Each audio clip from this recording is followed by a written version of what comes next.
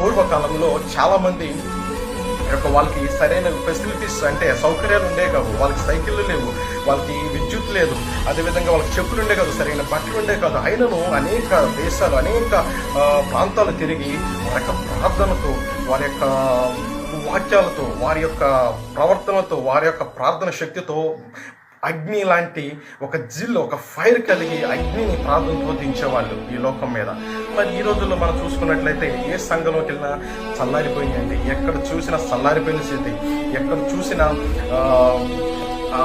మనుషులు ఆత్మలు చల్లారిపోయిన స్థితి కనపడుతుంది. కానీ ఎక్కడ ఫైర్ అనేది, ఒక అగ్ని కలిగిన ప్రార్థన, పరిశుద్ధాత్మ కలిగిన ప్రార్థన, అగ్ని ఫైర్ జిల్ ఎక్కడ కనపడతలేదండి. నిజంగా ఏదో యాంత్రికమైన సువార్త ప్రకటించబడుతుంది.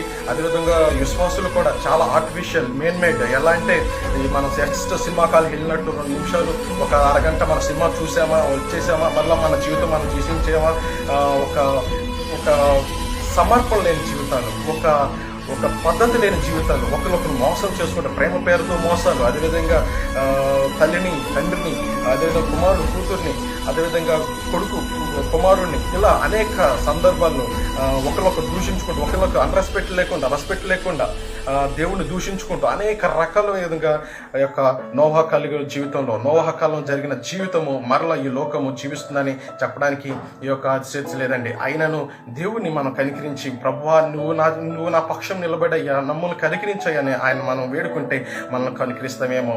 అదేవిధంగా 3వదిగా మనము దేవుని ఎరుగురు వారు కొంతమందిని చూడొచ్చు.